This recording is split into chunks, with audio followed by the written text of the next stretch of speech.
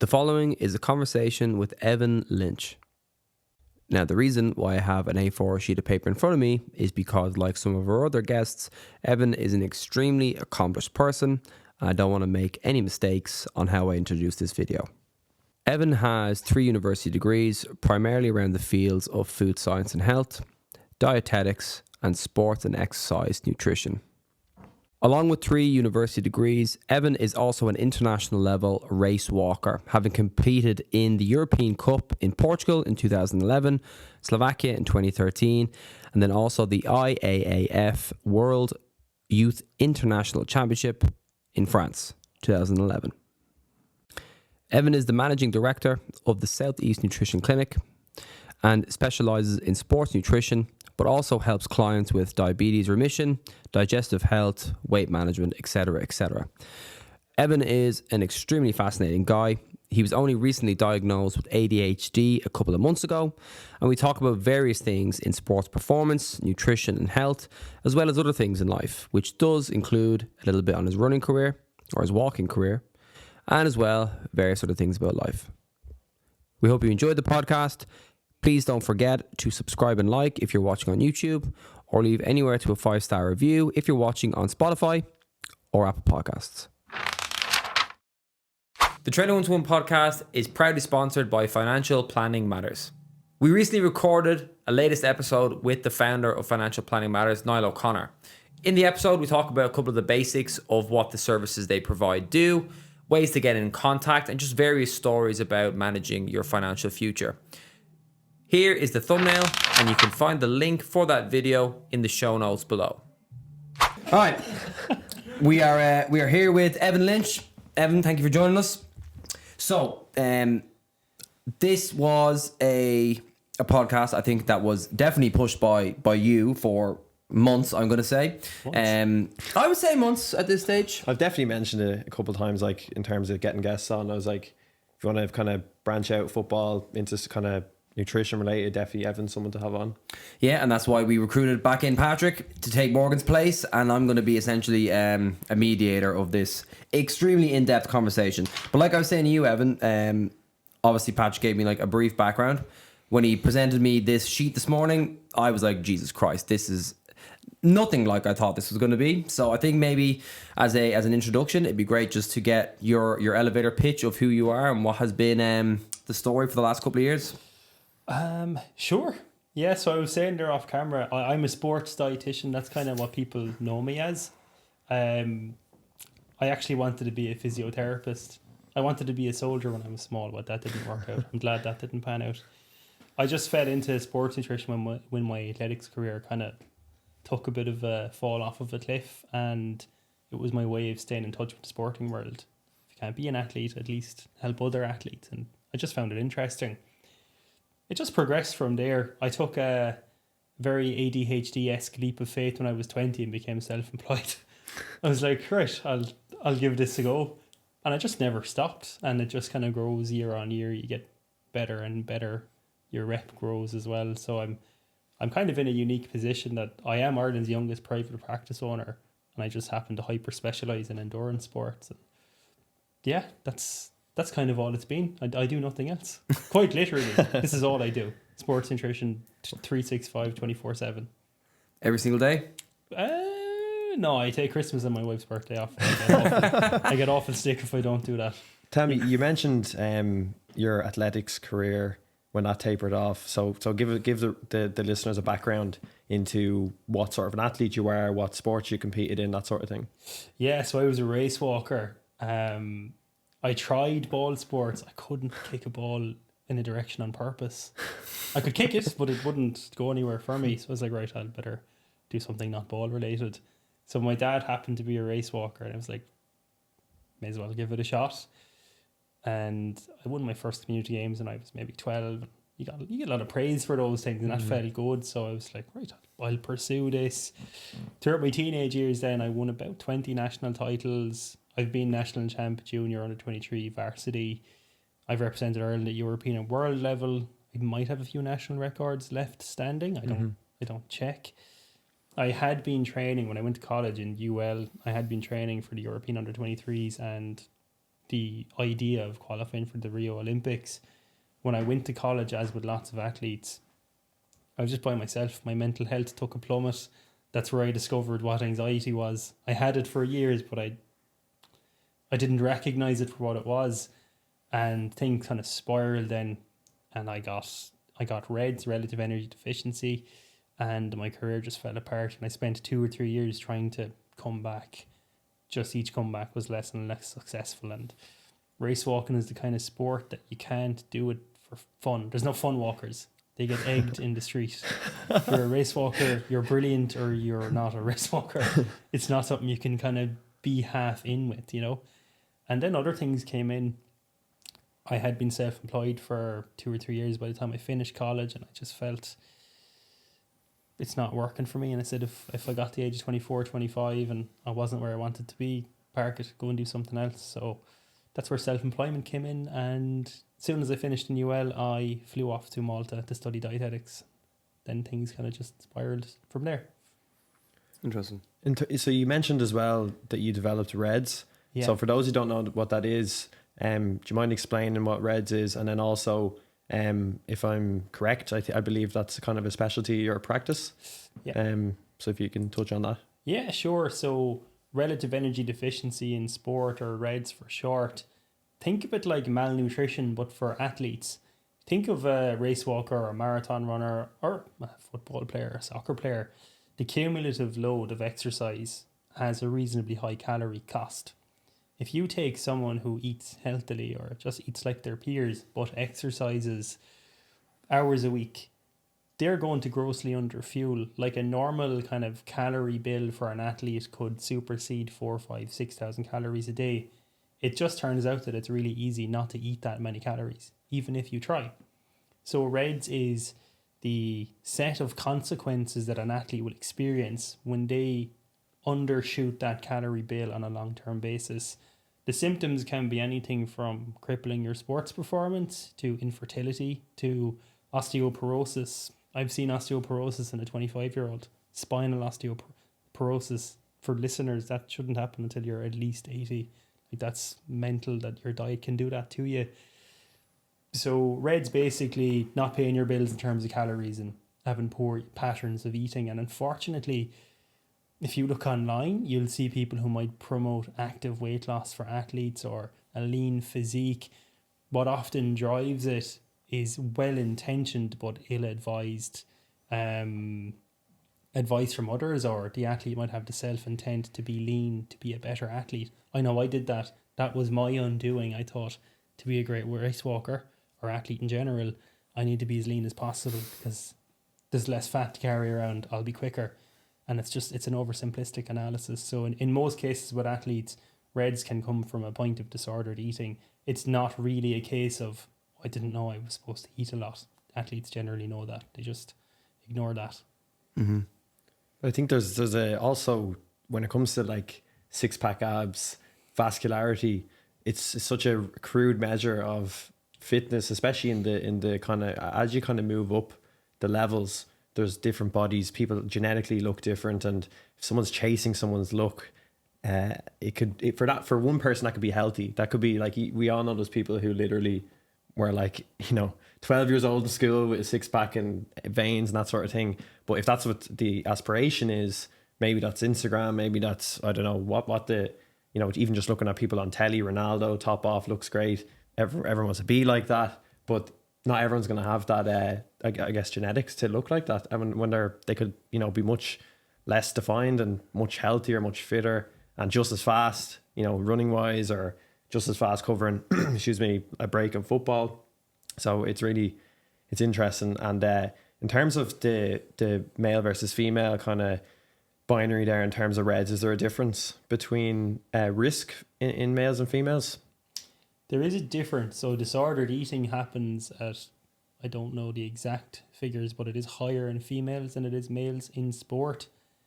In general, athletes are about 3 times more likely to have an eating disorder.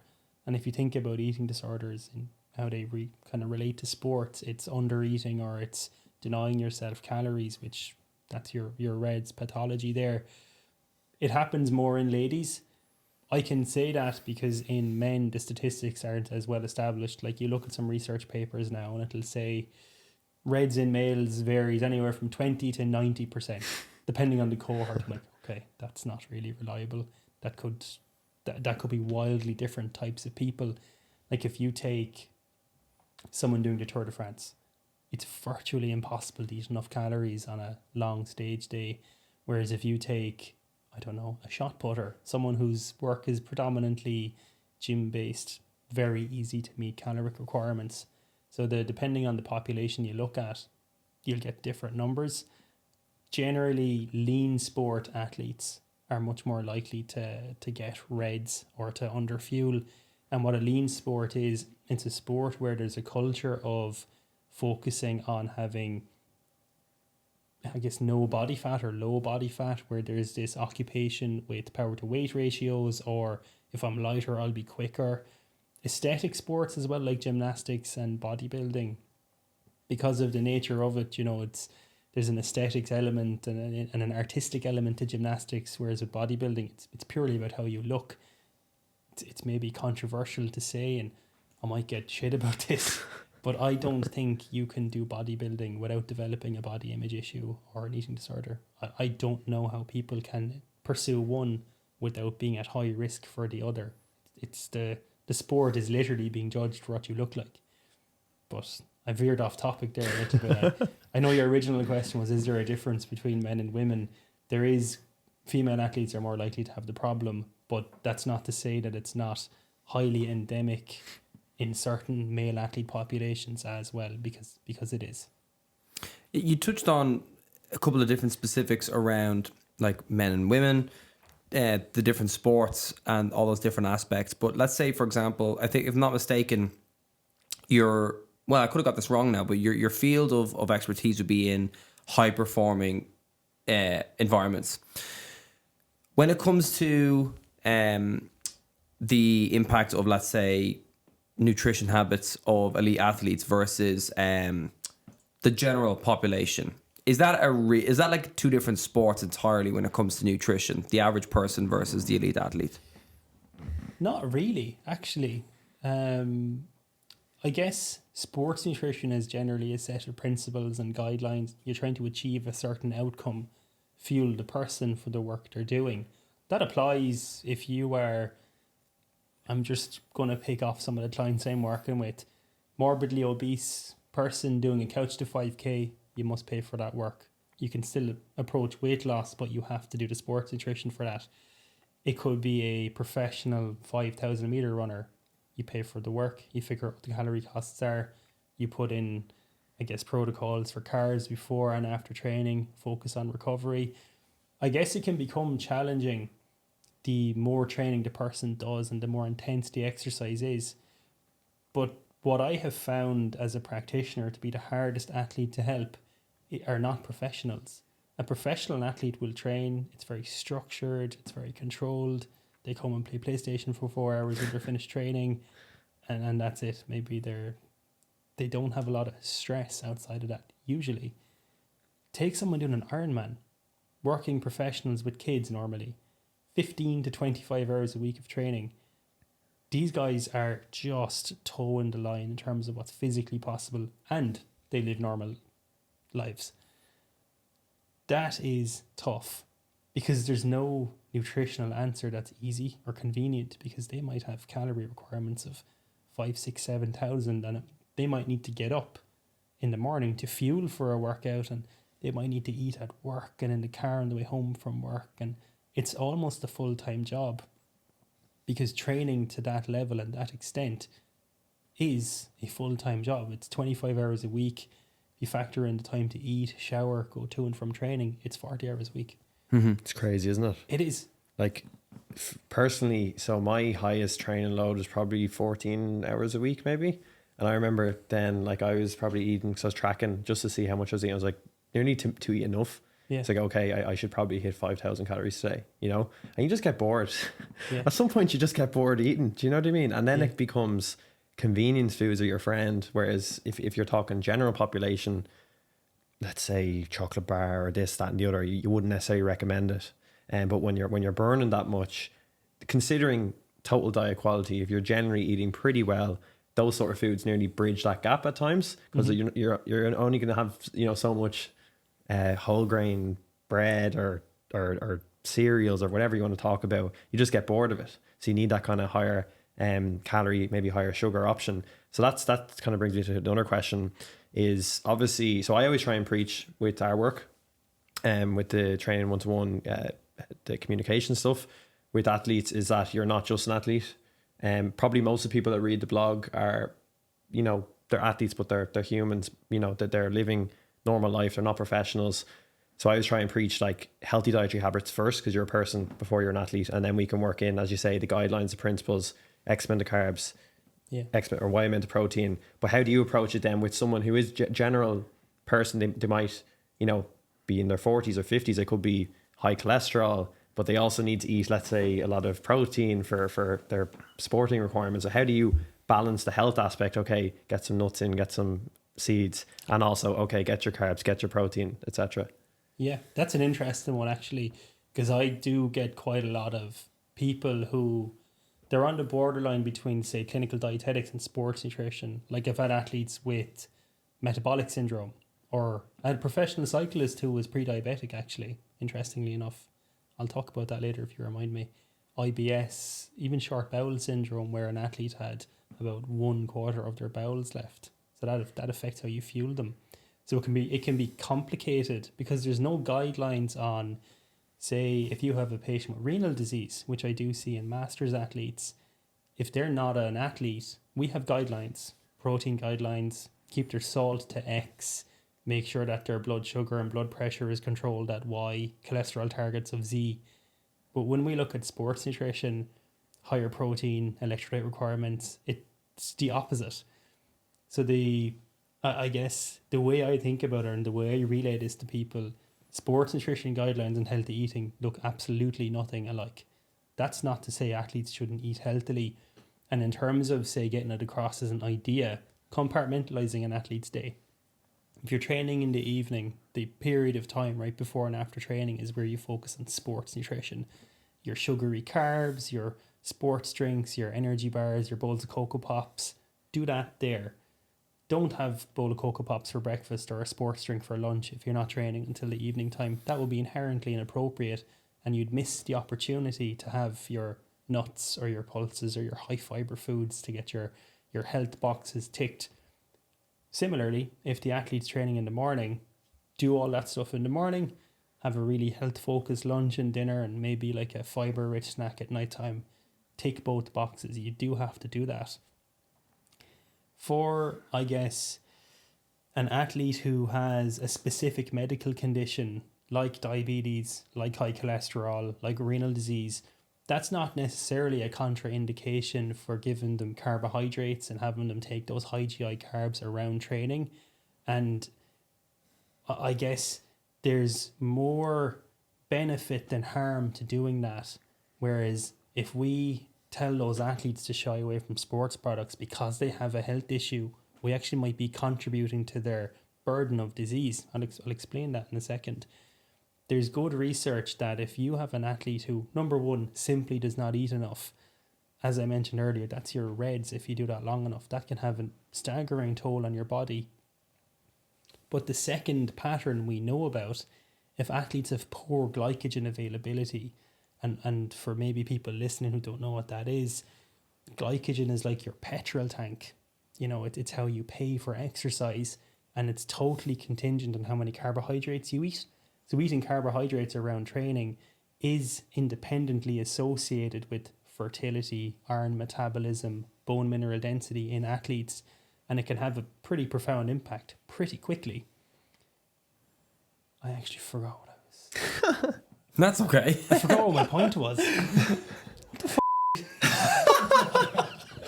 That happens more times than not, honestly. That's hilarious.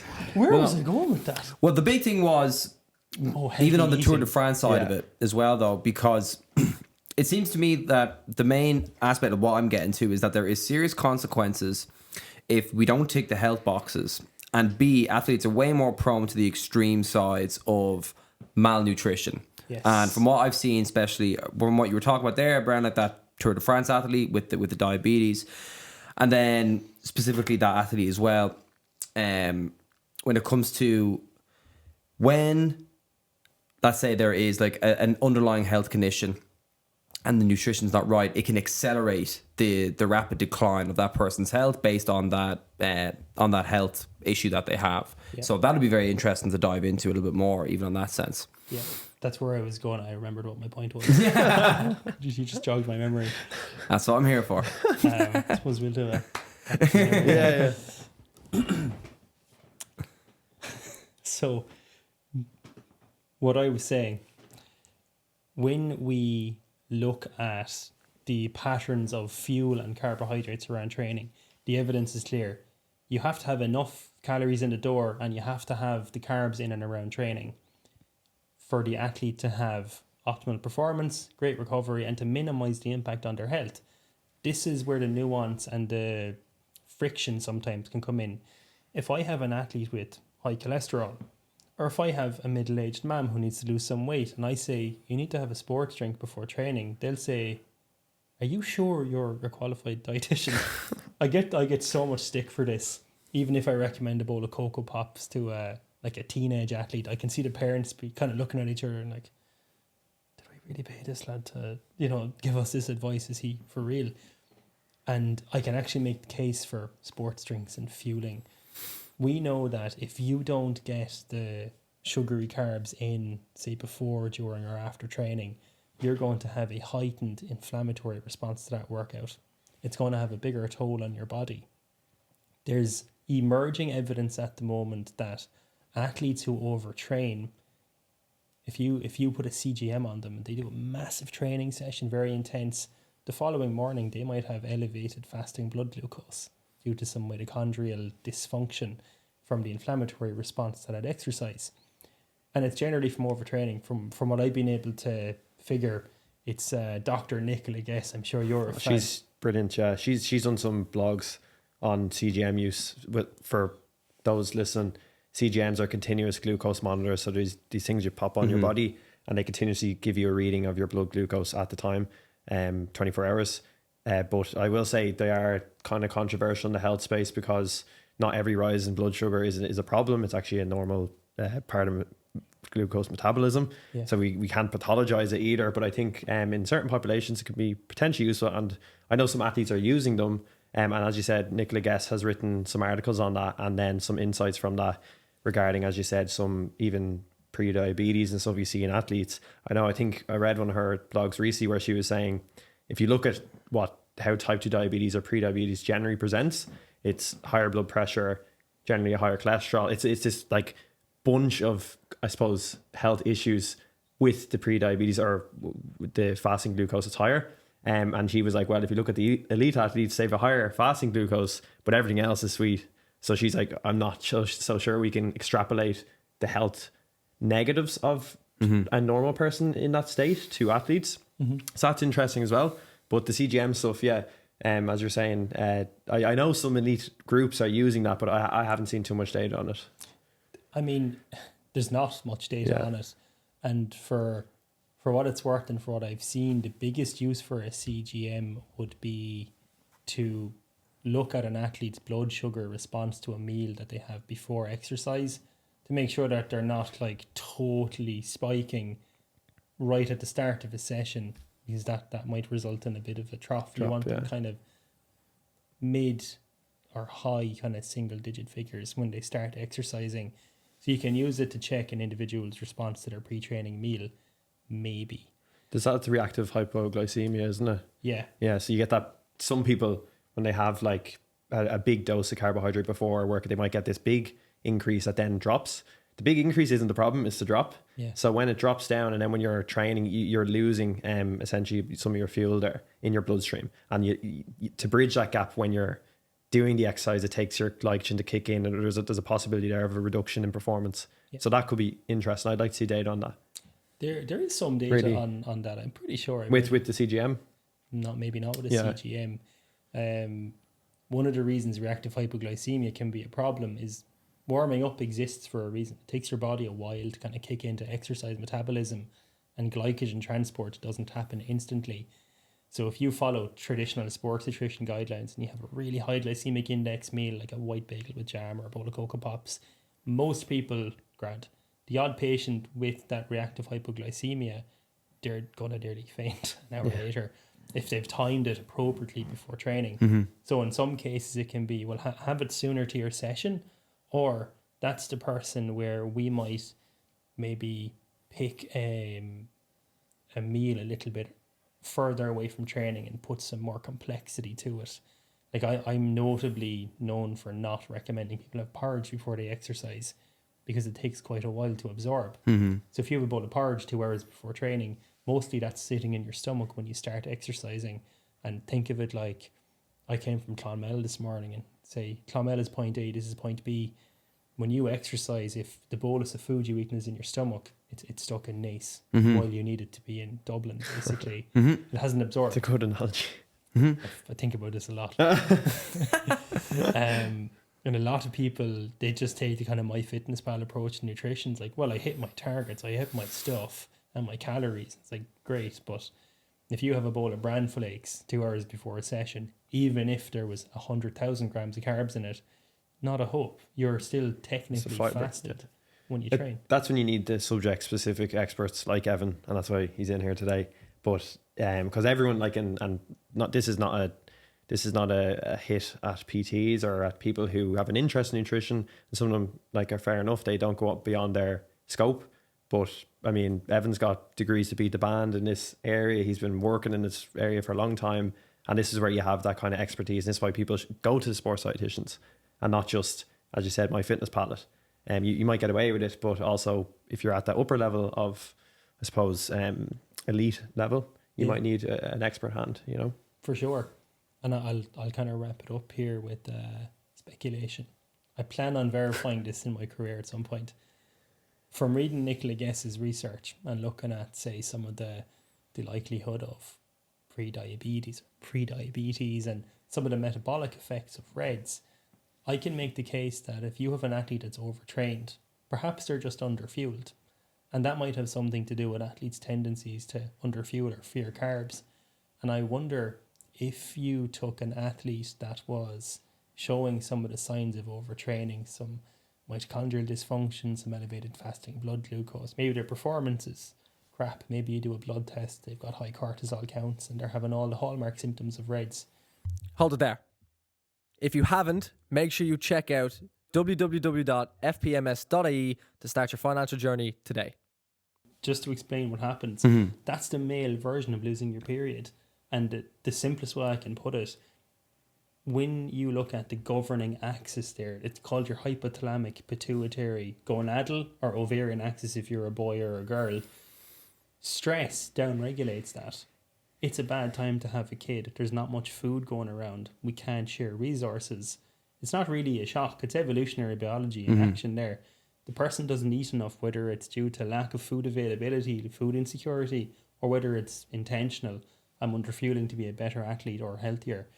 If you take that far enough, low libido, erectile dysfunction, lack of sex drive, those are your male symptoms, and it's exquisitely unlikely that lads want to volunteer that information. And they get generally surprised when I ask them about it because they've never been asked before. And I've seen athletes, good athletes, with frank symptoms of REDs.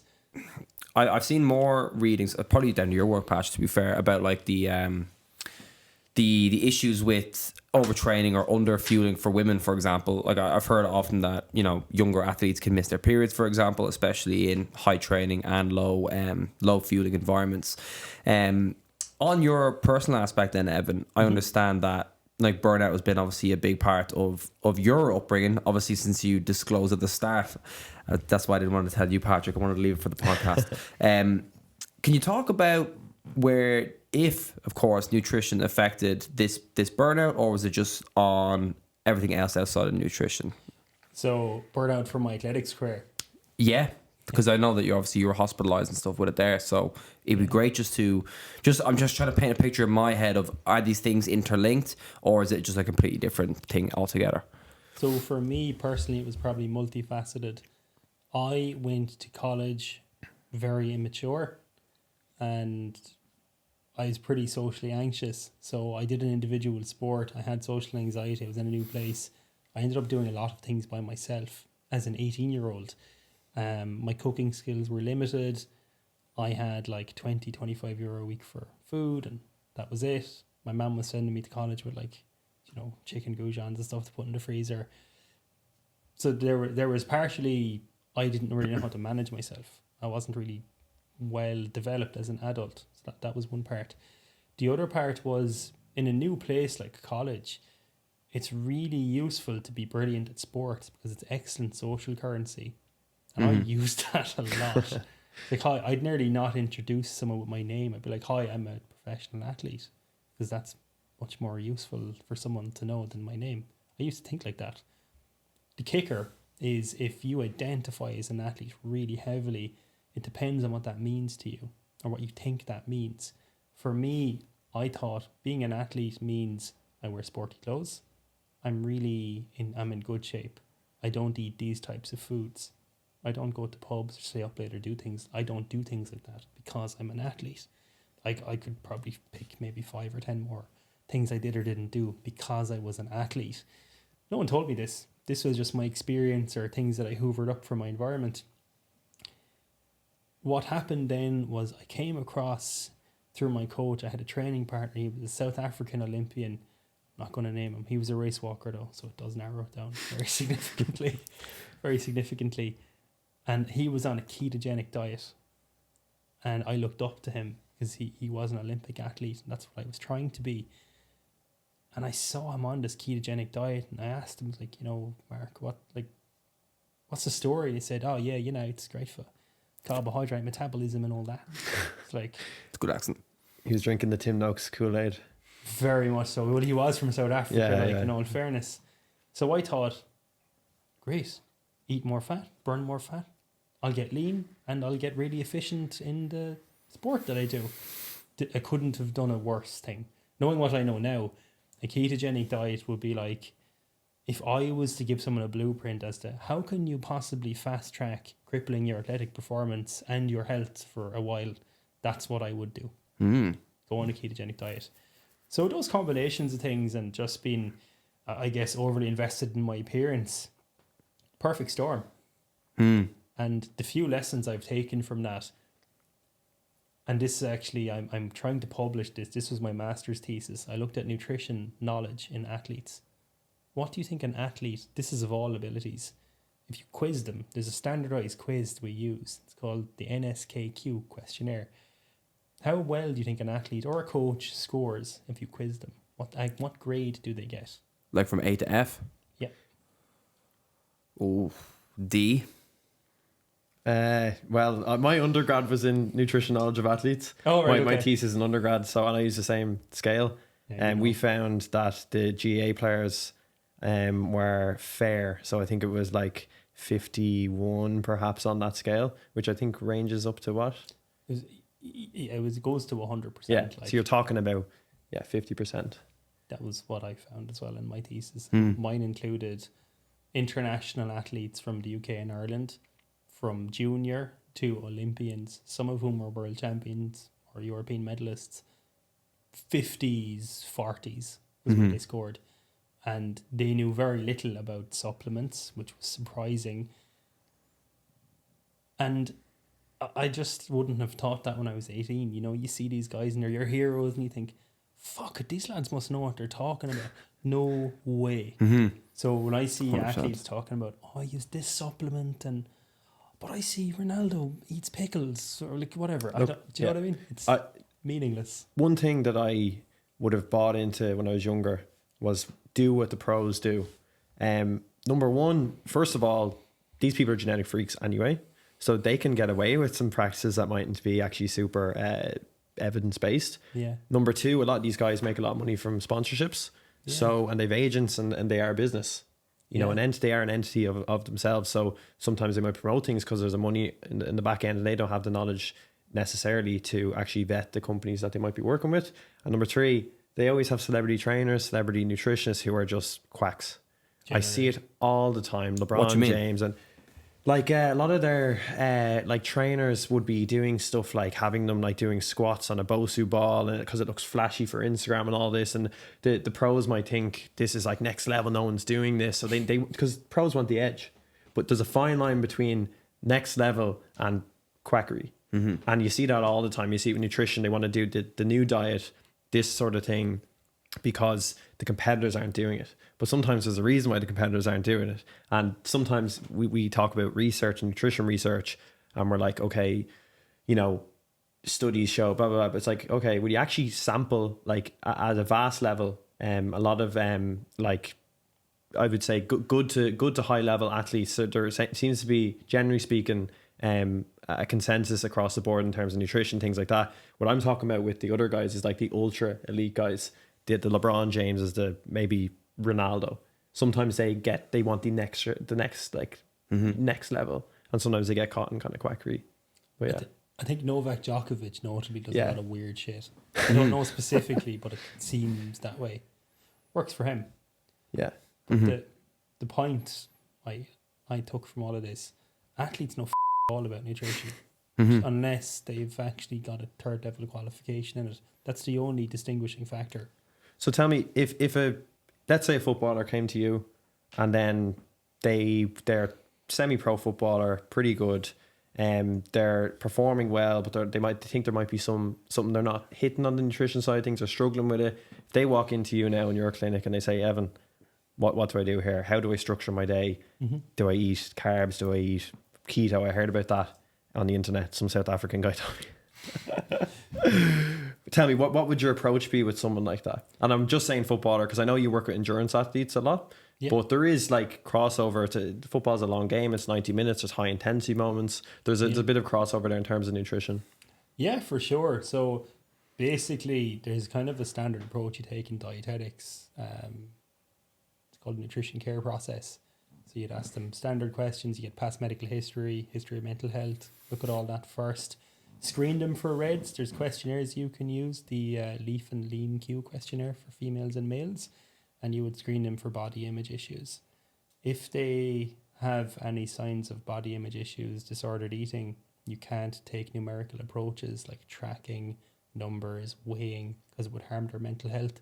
So depending on the answers to their questions, we take a quantitative or kind of more behavioral approach. And then it depends on their training load, what kind of work they have. General broad strokes, we take a look at their diet. If they have blood work, which I encourage them to have, we take a look at that. Usually I write a letter they bring to their GP, and we look at all the kind of sports specific measurements. If they're fine, perfectly healthy, just maybe getting tired in training, getting a little bit too much DOMS, not progressing well, I'll specifically look for patterns of poor carbohydrate intake, or, you know, wherever they're training, how does that relate to their diet? What kind of supplementation practices do they have in play? Are there external factors? Do they have a medical condition? So there's no kind of uniform approach. If I was to pick 3 things that would be common in pretty much every athlete I work with, really high carb availability in and around training. Number 1, that's the most important thing. Number 2, don't go long periods of time without eating. Have a very good energy distribution throughout the whole day. Number 3, focus on their protein intake. Again, protein distribution is important. There's a difference in, say, net muscle protein synthetic responses or muscle building someone gets depending on how many hits of protein they get. Athletes tend to eat too much protein and they end up losing out on carbs as a result. So generally, the conversation is very carb heavy, and eat carbs more often is 4 words that summarize most of my appointments. That actually touches on something that you said before, I know, in one of your other podcasts. When people come to you, they expect something. Oh, yeah. If you can talk about that for a second. I have to warn people at the start. I'm like, you're going to be very underwhelmed when you walk out the door today. And they're like, all right, yeah, they think I'm joking. And generally, you know, there's an hour to get all these questions, and I'll sit back and I'll look like I'm thinking really heavily, and I'm like, yeah, just eat more carbs. That's all. I'll send you some recommendations. Just have more at breakfast, have some before bed, have some around training. just do more of that. Well, sorry, cut you off there. But the translation then from what you're saying to them in terms of actually making the behavior stick, because we know research, athletes tend to always be below that kind of recommendation of 5+ grams of carbs per every kilo of your body weight per day. Generally speaking, they all come under that, no matter the sport. So how do you think about then in terms of your philosophy of teaching them or coaching them? Because like my PhD work is in dietary behavior, and it's very difficult to get people to change their behavior. So how do you kind of bridge that gap? Is it personalized? Is it to their specific personality? Do you have questions on that, or do you have a general overarching theme? Probably haven't thought about it as much as you, to be fair. But I would say education does come into play. You have to explain why is this important, or they're not going to do it. And if I was to think, say the last appointment I had last week, it was a busy athlete. There's no point in me showing him the plate well guide and being like, half a plate of carbs for an athlete, some protein, some veg. That's not going to be helpful because he's never going to cook. So for this busy guy, we were like, right, how often or how much time are you sitting at your desk? It's like 7 hours a day. Brilliant. Could you have 2 bananas on your desk and like a bottle of like Tropicana orange juice and maybe have like Nutri-Grain bars in your desk drawers? And he was like, I can definitely do that. Yeah. For sure. We're like, right. Just eat them while you're at work. That's all.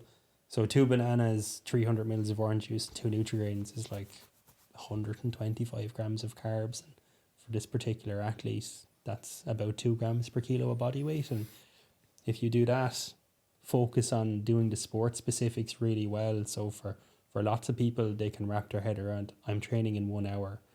I'm going to have 1, 2 or 3 slices of toast with some jam on it, depending on their weight. Slice of toasted jam is about 30 grams of high GI carbs. So if they're 60 kilos, it's 2. If they're heavier, it's 3. That's a fair chunk of carbs. During and after training, have a sports drink or use a carbohydrate powder. That can be anywhere from 30 to 80 grams of carbs for that bottle. So there's really easy things you can do. And I'd like to actually hear what you think about this. The easier the intervention and the less thought that's required, from what I see, they tend to get adopted a little bit better. Does that track? Yeah, it does. So we actually, in my PhD, myself and my supervisor and some co-authors, we just published a paper on, we weren't looking at sports nutrition, we were looking at sustainable diets, healthy diets, but dietary behaviors do kind of, the factors that influence them, they kind of traverse boundaries in terms of the specifics of the nutrition. We figured out, or we saw through the literature that habits was a big thing. So habits were big. Also self-regulation, the ability to self-regulate. So that's just essentially to control your intake. But there was one particular intervention I've talked about on the blog, I've talked about on the previous podcast, implementation intentions. So that's a way to translate what we would generally think of as a conscious process of, okay, I need to eat this, into an unconscious process. It just happens. So we have these two sides of our brain. We have this conscious brain that's difficult and it's hard to tap into that at times. And we have the non-conscious, unconscious brain. And this comes from dual process theories and that sort of thing. And really a lot of behaviors we do are the unconscious side, but they might actually at one point have been conscious. So if you think about doing brushing your teeth, doing your laces, that's now an unconscious process for all of us. Even though we go and we know, okay, I have to go do my teeth, but sure, before we go to bed, we don't think about, I need to set an alarm to remember to do my teeth. You just go and do your teeth. So if we can actually get dietary behaviors from the conscious, oh God, I need to eat that, to the, it just happens. And that's just habit, it's behavior over time. The implementation intention interventions, what they do is they specify the where, the when, and the how of an intervention. Mm-hmm. So let's say I want to eat healthier in school or as a kid, or if I'm in college or work or whatever like that. So where, you specify the place, that's your first step. When, so let's say lunchtime. Mm-hmm. And then how, I'm going to eat the, let's say the yogurt I brought in and the fruit or something. Do you know what I mean? If you're trying to be healthier. But if you just need a bit of planning on the front side of that, but over time you start to make those behaviors kind of automatic. So that's one thing that came out of some of my, I suppose, reviewing the literature. Yeah. It's really interesting. Just while you were saying that, to where they went into how improving glycogen availability in athletes can be as simple as have a bowl of cereal or something like that before you go to bed. That's where, when, and how. Yeah. And athletes they pick that one up really quickly, and it really helps that glycogen distribution and recovery. So that's that, and peri-workout guidelines, and figuring the most convenient way for them to eat, whether it be at work or at home. That's kind of how we address it. And I had an epiphany recently. I think I come to my conclusions in a much less academic way than you do, to be fair. I've mentioned, I know we were chatting about it before, and I have ADHD. And what that means for me is I can't do anything complicated. I can, but I don't like to. And that actually permeates in my advice, because I assumed everybody was like me. Like, there's no way this lad's going to cook himself dinner tonight. They just have fit food meals, or something like that. So my advice has unintentionally become really simple. People almost distrust simplicity. Oh, they do, yeah. Absolutely. It's like, it must be complex. If I'm paying you X amount of money, you're an expert. It's going to be complex. No. Yeah. It's a really interesting thing to see in patients where, like, I deal with medical conditions as well. Like, it's 50-50.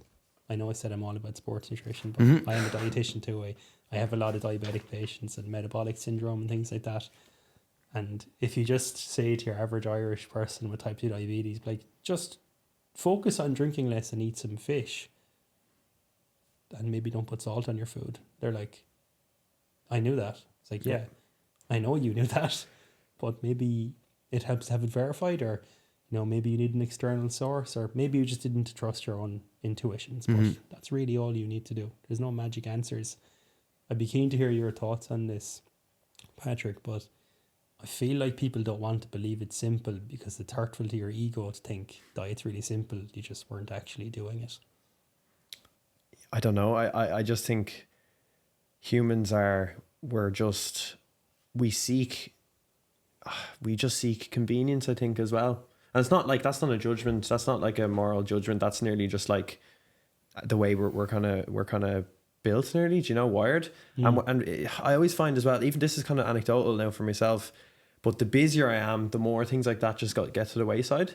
Like, the more time I have, the more time I can cook and meal prep and all this stuff, and I'm like, why can't everyone do this? You know what I mean? But even now, like, my diet's not bad, and I have ways to eat well in terms of convenience, like you're saying, probably similar to yourself. Over time, you kind of, maybe because we're in this field as well, like we come up with these strategies to make it more convenient. But for the person whose life is sports, or if it's race car driving, or if it's driving or doing airplanes, piloting, it's not a priority for them. So creating these habits and stuff is very difficult. And that's where it's like, that's why people turn to convenience foods. Are the first one in the store. You go to checkout, that's another thing. You have all the unhealthy food there, and it's, oh yeah, I'm starving, I'm gonna buy that. You know what I mean? Because that's exactly why they're placed there. So we're actually in an environment that's not conducive to eating well, eating correct. Do you know what I mean? So I have a huge amount of sympathy for people who don't eat a healthy diet and who struggle with it. I think there needs to be, honestly, like, my work is in personalized nutrition. So we're going to try to develop ways to personalize, to make people eat more sustainable, healthy diets. However, that's a very, very much like an individual level action. I think we need societal change in terms of food environments, in terms of incentives money-wise. If we could slash the prices of healthier foods and maybe even increase price of unhealthier foods, people will give out. They always do. They're entitled to. Over time, it changes things. And culture as well. Cultural eating certain foods, you know what I mean? I think that actually plays a role as well. And the norms that surround our society in terms of what we eat, if it's normal to eat fruit, if kids see cool older sports people eating fruit, they might just eat some fruit. You know what I mean? I feel like I'm harming future generations. I'm barely, Cocoa Pops and sports drinks, lads. To be look, it's different strokes, different folks. My work's on the kind of, not the athlete side in terms of my PhD work, obviously. Yeah. To wrap up then on this section, Evan, in terms of your experience then in the clinic, can you tell me just a couple of the things that seem to be common in terms of barriers in your kind of client group? Fear of weight gain. That's a really common one in athletes. And it's not necessarily even weight class athletes, because I don't work with many of them. I think I frighten them away by talking about fueling and not under fueling, because they think I won't help them lose weight if they need to cut. But yeah, the big sticking point, and it's really arbitrary, because the athletes who are afraid of weight gain because carbs are bad will eat like bulgur and like lentils and beans because they perceive them as less fattening, even though they're equally as calorific and carb dense. They're just better or cleaner carbs. So I guess that's probably the big one. And then, which is totally fair, I don't want to eat that much sugar because, like, I don't know, diabetes and all of the research on that. And that's where it's really important to see the nuance between clinical nutrition, healthy eating guidelines, and sports nutrition. Sports specific nutrition, it's a net positive to have the high GI sugars, the sports products, the gels. Maybe not for your teeth, but yeah, that's one thing. There's nothing I could do about that one, to be fair. I know there are strategies, isn't there? Like my supervisor, so not to cut you off again, my supervisor has done some work on dental health in athletes, and I was only helping one of the fourth year students there doing his thesis on rowers, and it's like, how often do you use high sugar gels, sports? I think every single person said every day. Do you know what I mean? And then their dental health's not great. I know you can do the bottle swish, isn't it, where you go sports drink and then water straight after, just to get it off your teeth. And maybe you could brush your teeth more often. I don't know. It's not my area, but yeah. You can use a straw or you can chew some gum. That'll help to a degree. But dentists, I was going to say they hate me, but I keep them busy, I would imagine. So maybe not. It's kind of a circular economy. Sustainability. Keep it ticking. But I guess to answer the question there, the health impact or the perceived health impact of sugar, bar dental hygiene and there's always going to be a challenge there. I also never said sports nutrition was practical. People assume it is, but in many cases it's not. It can't be always. We try to as much as possible, but it's not always easy to do.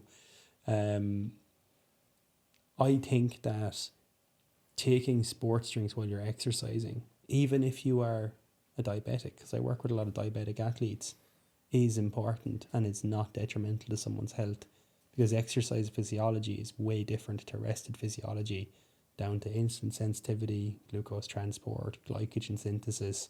If you're exercising, you take a sports drink, does that sugar sweetened beverage translate to an increased risk of diabetes or fatty liver? Probably not.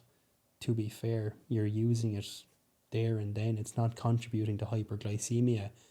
Exercise already does that all by itself. It's normal to have a bump in blood sugar after exercise. The sports drink doesn't make that worse. What the sports drink does is protects an athlete from, say, some of the symptoms of underfueling, like your osteoporosis, your infertility, your not getting boners in the morning. Like, I mean, there's lots of pluses, and that's a talking point for athletes. They're fearful of taking these products, and I guess I would be too if I hadn't seen both sides of the fence, because I used to be skeptical. I thought they were bad, but they're a net positive. Those would be the two biggest barriers. Just to put a wrap on that then, because I want to play devil's advocate here now. Yeah. Okay. For the person who's listening now, who's like, I'm an athlete, like I play 5-a-side twice a week, but that's it. And then they're going down and buying a 6-pack of Lucasade Sport and this, that, and the other. Where is the balance there? Because you do deal with a lot of endurance athletes who are exercising beyond what pretty much anyone's going to exercise. And even footballers, like you guys, you'd know more about footballers' schedules, like club footballers who aren't semi-pro, they're not pro. I don't know like the exact how much they train, but there probably is a balance there, isn't there? It's like, because if you're just doing technical stuff, you don't need a sports drink, I would assume, if you're just kicking the ball around. So I think there probably is a line to thread there as well, isn't there? For sure. Probably if the athlete is more so recreational, it's more of a casual training load, we'll go for food first, and it won't be Cocoa Pops. You might recommend something like Cheerios, which are at least whole grain. Yep. They'll have a similar digestion time, but they're a little bit better for you. Or you might recommend like a fruit smoothie an hour beforehand. There's a little bit more fiber in it, but it's still doing the job. There are carbohydrate intake guidelines for exercise. So it's 0 to 30 grams if it's less than an hour. It's between 30 and maybe 60, 75 grams if it's 1 to 2 hours, depending on the intensity, person's weight, and how actually long they're training for in that kind of zone. So if you're playing 5-a-side, what's that going to take? An hour? More? I don't actually know how long a game of soccer is. 5-a-side would be about an hour, yeah, but recreational is definitely what it would be. I have never watched a game of soccer. Really? Not once. Excommunicated. Yeah. To be honest with you, I'm actually glad you haven't, because I'm sick to the death of talking to people that play and are in football. No, I've also never watched a GA match. well, that's good news.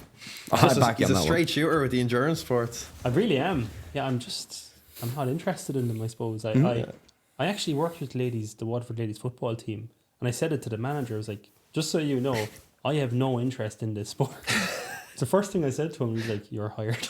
Yeah, but it's not a good thing as well, because you might get like some sort of bias if you did play that sport. I don't know how much bias plays into the nutrition aspect, but like my experience or whatever, like how difficult is it actually to position your experience as an endurance athlete versus what the literature says? Are you always like leaning towards the academic side of it, or does your personal experience still have a scar on your let's say communication to your athletes now?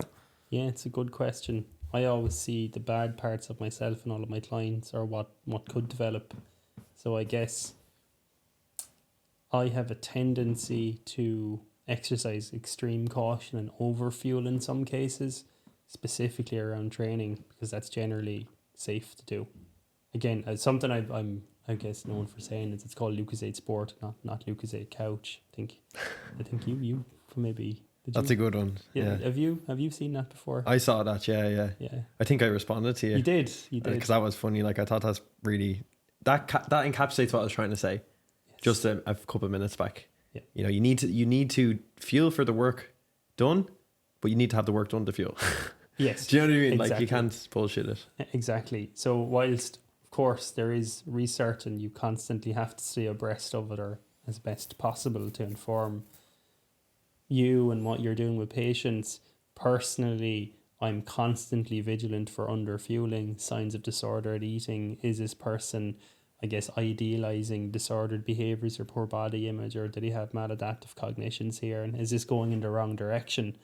And yeah, it's a big part of how I operate. So I would have a tendency to overfuel an athlete around training. That's kind of how it pans out. Manifesting, yeah. But in terms of, say, I don't have to be diabetic to help a diabetic person. There's guidelines and research. Similarly for sport, it's like fuel 0 to whatever grams an hour, X grams per kg. Try your best to put these patterns in place. Avoid long periods without food. There's protein reference ranges for different sports. Different supplements are relevant. And after that, it's really all about the individual and what fits into their life, what's in their budget, where are they at in terms of nutrition, skills and capacity, and what do they have time for. And you kind of make a program out of that, I suppose. In terms of supplements, you touch on them there. Give me your top 3 for footballers, we'll say first, and maybe we can talk about endurance athletes as well. Creatine, for sure. Probably beta-alanine. Caffeine. And we've 3 articles on all them supplements on the Training 1-to-1 blog. See there. It's I from coming from, obviously I'm not a professional athlete or anything, but like regularly I would take creatine, caffeine of course, but I think even, I don't know if this is your influence as well now, Patrick, but I think being in and around the space and following people like you, Patrick, or anybody else, that seems to be a consistent message to me. Like, creatine is very well studied. It has a lot of positive benefits, caffeine obviously as well. I think that sort of space from like the neutral in this room is definitely an easier place to navigate now, I think personally. It just there seems to be much better information now versus what there was like 4 years ago, 3 years ago. Yeah, it's also, you do curate your own feed on social media. So for someone else who's listening to this, they might be seeing ads for fat burners and detox teas and maybe some other supplements, testosterone boosters that really don't have much evidence for them. So obviously Evan, myself would definitely try our best anyway to be science-based and up to date. And when we look at the research on caffeine, on creatine, you're talking decades of research, and there's also not really any, well, for most people, there's no negative or, unhelpful side effects. With caffeine, there can be, and there's certain people with certain genetic SNPs, so just a genetic predisposition to heightened anxiety with caffeine. So they're a small proportion of the population, but there are some people caffeine doesn't work great with. And I know some of them, they might actually do a little bit better with, I think, caffeine supplements perhaps instead of coffee. I'm not too sure about that. But outside of, there's always, people who are outliers. Outside of that, for a general population, caffeine, creatine, beta-alanine, as you said, I think it's probably not as airtight, the research, as some maybe creatine, caffeine, but it's still, like, again, it's your pros and cons. And if there's nothing to lose, and if you have a budget to spend a little bit, and these things aren't super expensive, creatine monohydrate's very, very cheap. But these are the types of things that are well evidence-based, and also nitrates probably, although I know elite athletes mightn't get the same benefit, but a lot of people do get a benefit as well. But yeah, like the rest of the stuff, I don't know if there's much else. I'm sure can be targeted supplementation at times, but I know probably you and myself, the message we try to get is the food first approach, particularly with younger people. I think when you're young, don't worry about this stuff at all. It's really, you're talking about the cherry on the cake. And again, some people don't respond as well anyway, so you mightn't even get that actual benefit. Here's an interesting, I think it's interesting. I'm very biased. We read research papers for fun in our spare time. Maybe I know. You don't. Yeah. Oh, he does. I think this is interesting because of my clinical stance. So I live in the clinical world and sports nutrition. I work with lots of masters athletes. So like technically masters is 35 plus. In track and field anyway. I don't know. Yeah, no, it's 35 plus. Yeah. Renal decline happens with age. Estimated glomerular filtration rate, it's a measure of kidney function. Anything below 90, if there is any hint of high creatinine or elevated urea for more than 3 months, technically, that's chronic kidney disease, technically speaking. There's this many papers I've been able to find on CKD and sports nutrition. If you take someone in power sport, soccer player, bodybuilder, someone who just does lots of training, because of the increased muscle turnover, they'll have high levels of creatinine constantly. It's not negative, it just reflects muscle turnover.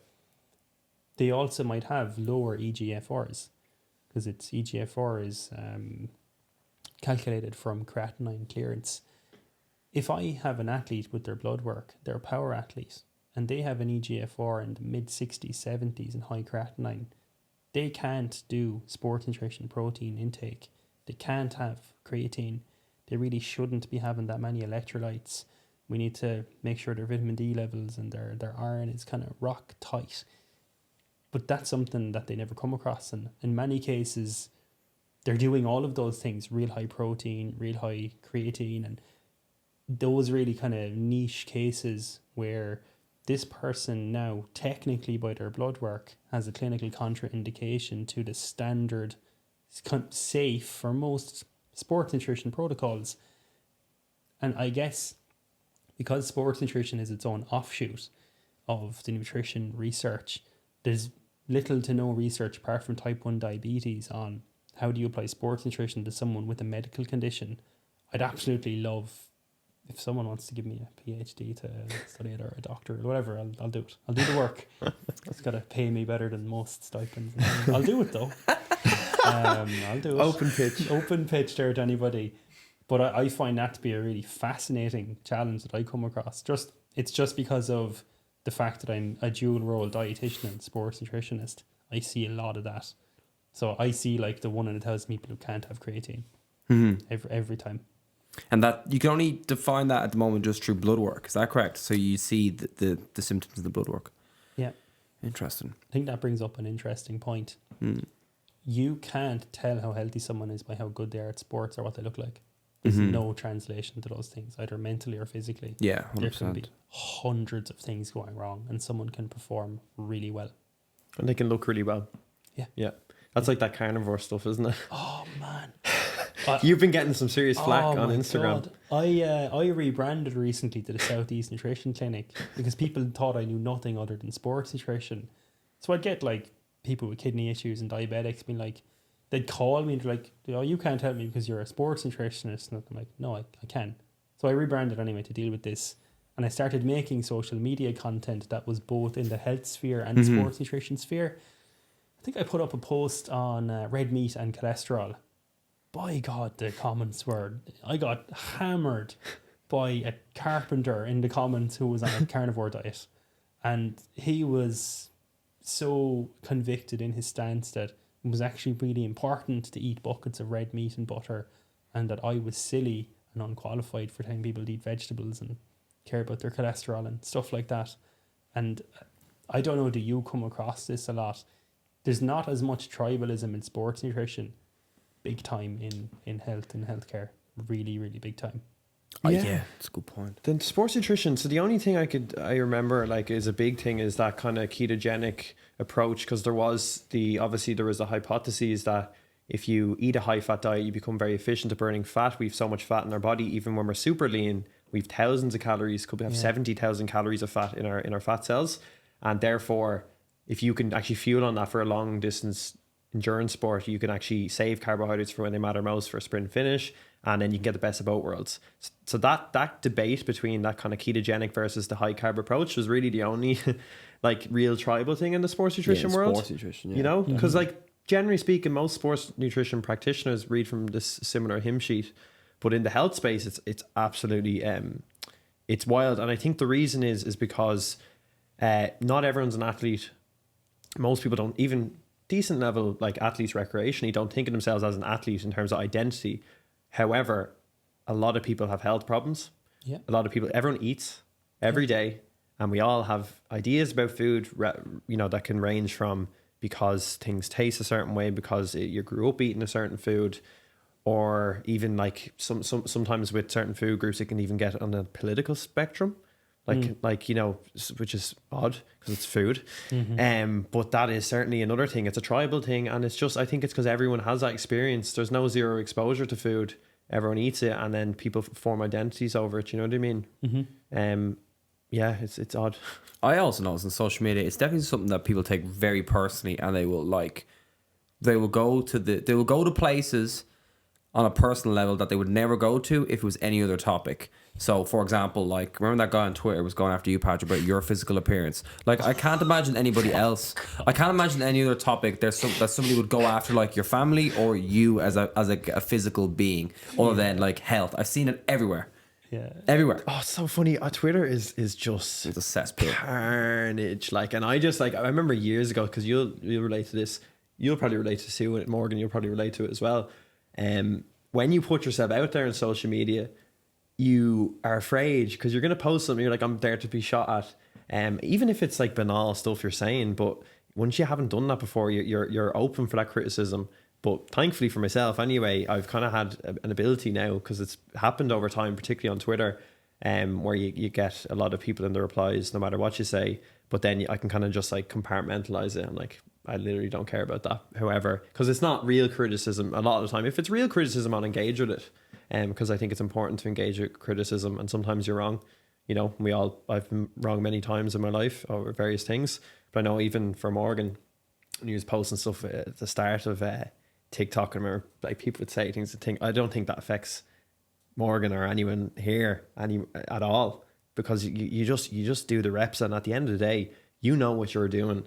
If you're living by principles, and myself and yourself, evidence-based, science-based, we try our best. We're very open with that. I think, like, I will say, this is my interpretation, this may increase this, blah, blah, blah. It's very much hedge language, because that's scientific language. And when it comes to you guys as well, like Gary Morgan, Gary Daly, you know your stuff, you're doing this a long time, and you are putting out content on something that, you are experts in, you do it day in, day out. And I'm sure you guys would take criticism, no problem as well, if it comes from a good faith interaction, not a bad faith interaction. And that's the real difference there. It's not necessarily what's being said, it's the intention, and whether it's just an attack, they perceive an attack on themselves. Maybe controversial thing to say. In my clinical experience, the patients that come in, because I do a dual role, I run my private practice and I work for a healthcare company as well as a private practice dietitian. A lot of the patients that come in with really ideological or political views on diet very often have mental health issues. and it's their locus of control for a world that's just gone mad around them. I can focus on what I eat and nothing else. I can worry about that, and that's the thing I can control. And much like that South African race walker I came across who preached keto, if the first authority figure you come across is you're It's a great point. you're fucked. No, you're right. That it resonates. Forget. Good luck. I know. You'll Yeah. Never trust a healthcare professional because we disagreed with your first hero, and you'll never get past that. Mm-hmm. That's a very interesting. I wouldn't call it controversial. I'd say it will definitely like raise the hair and trigger people who are in that space. Just don't tag me in there. Leave it off. You've only so much energy. Like, yeah. Yeah. Speaking of energy, this man is not only sports dietitian. Also, we did mention head of DC Athletics dietitian for DC Athletics. Yeah. So he wears many hats. Jesus Christ. He does a lot. Yep. A lot of clients. Also has a wife and 2 kids, soon to be 3. Am I correct? You are? Yeah, you are correct. So tell me, how do you balance all that? Truthfully, Yeah. Hit me. not very well. Not very well, to be honest with you. I think I don't disagree with hustle culture. I bought into it, and being like that has enabled me to. I'll start again. I used to buy into hustle culture. Gary Vaynerchuk, Goggins, Jocko Willink. Like, if you don't feel like doing it, just do it. I used to be like that. I used to think like that. I'm pretty sure there's an Instagram post somewhere where I said weekends were a chance for, or weekends are the difference between successful people and unsuccessful people. It's like that's where the gap is, that 28% of the week. I've been there before. I openly said that in public, not ironically. I meant that. I think we've all been there, have we? Mm-hmm. Oh yeah.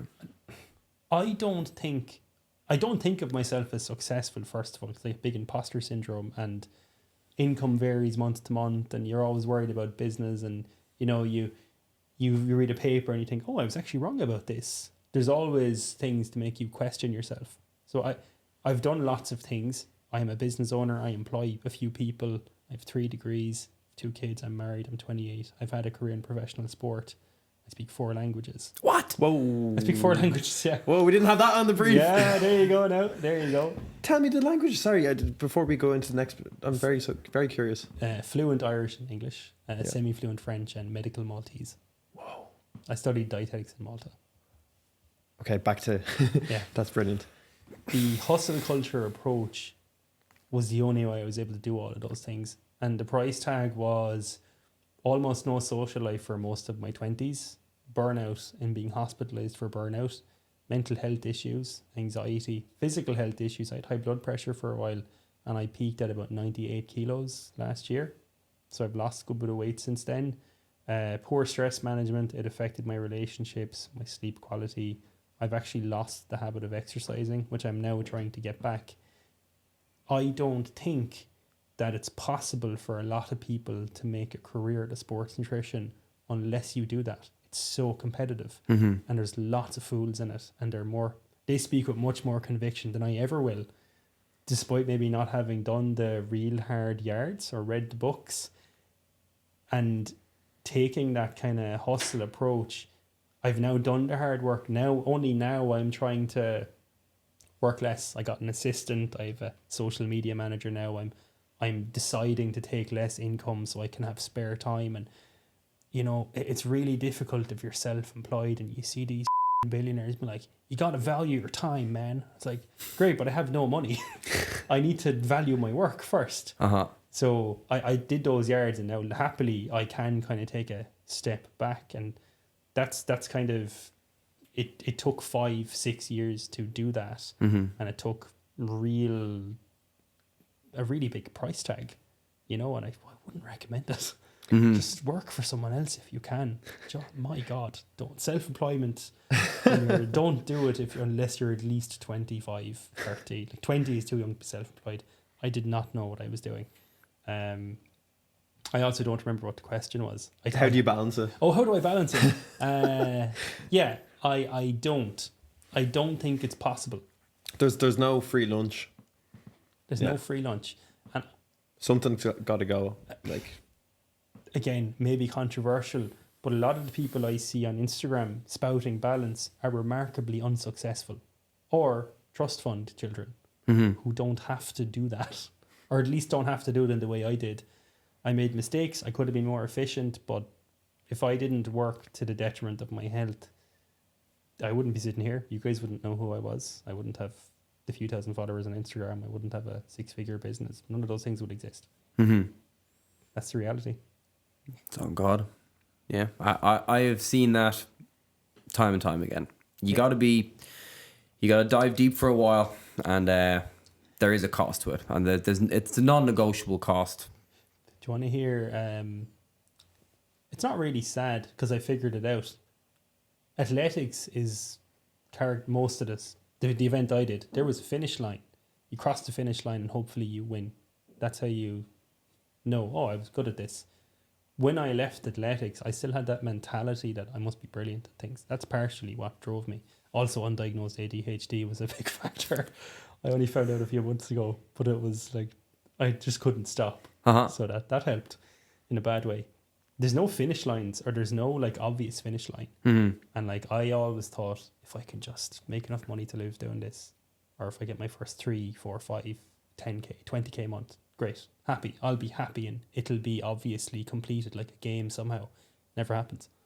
So I think I'm lucky that I've had a few wake up calls that I'm able to determine, well, actually, what is success here? Is it making continually more money, or is it being able to take a weekend off when I want, or spend time with my kids? And it's a shame it almost took a decade for that to happen, but it's a really difficult part of self-employment or working in the sports nutrition or nutrition industry in general that they don't tell you about in college. I don't know, did you get any business modules or self-employment modules when you were in college at any point?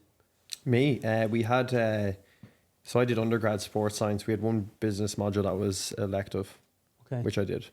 We had accounting was our business module in food science, and like it didn't help. It's like it doesn't tell you how to set barriers or boundaries or like working hours for yourself. Oh yeah, nothing does. I done a business master's and a business undergraduate, and there was not one thing about successful business creation. And what I mean by successful business creation, I mean, first of all, getting the foundations correct to set it up, but on the other side, like explaining that, you know, you are going to be all in. You're going to be paying this cost. You won't know about this cost until you actually go through it physically and mentally. And it's going to vary from time to time. So sometimes you're going to be balls deep in the cost. And then you'll be paying interest for a few months. And then you're debt free. And then you go back into some other like pitfall. And I think another big thing as well is that, especially with business, it's just like anecdotes and like case studies. You're just learning and reading about other people's success, and like there is zero similar formula, just the exact same as I'm guessing that you would treat a client as well. Everyone is patient zero for their own use case, and the only control is themselves yesterday. And that's the exact same in business as well, because everyone has their own advantages and disadvantages. The only thing that you can really compare yourself to on like a scientific level is what you were yesterday, because it has the same control, if that makes sense. Well, it's a lesson in selection bias. So when you see the billionaire who started from nothing to self-made, you know that story. That's the story you see. You don't see the 1,000 people who crumbled, crashed and burned, right? So, and it's the same in sports sometimes as well. You see the success story. Jakob Ingebrigtsen, his dad. So for those who don't know, one of the greatest runners of all time, and he's still only very young, endurance runners. His dad, very forceful, authoritarian to his family, his 3 brothers, his sister. Now they've completely cut ties. There's no family life there at all. But hey, they made it. They're great athletes. At what cost? They had no life. All they had was that. And is there a study where we randomized 1,000 great athletes at a young age and followed them up and seen, okay, if we do this authoritarian style, does that lead to success? Could be 999 failures and the one success. So you got to be mindful of that. And that one success is massive. Yep, and that's what takes the headlines. Do you know what my least favorite case is? It's a type of case.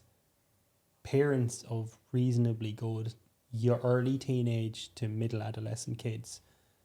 I had a parent last week, and her child was 10, wanted the child to be good at sports, brought the child, booked in with me under her name. I thought it was an adult weight loss case. Rocks up with a 10-year-old. Can you help my child lose weight? It's like, is your child really short for like an 18-year-old, or is this actually a 10-year-old? No, she's in 4th class. To be like, I might have to call Tusla on you. Like, no joke. Pushy parents or parents who want their kids to really succeed in sports often take it too far. And it can be a really tough conversation to have, because the kid is there and you have to speak to the parent in friendly, clinical language, like, oh, if Tommy doesn't have their dinner tonight, they're going to not grow up to be as tall as they should and maybe have a complex.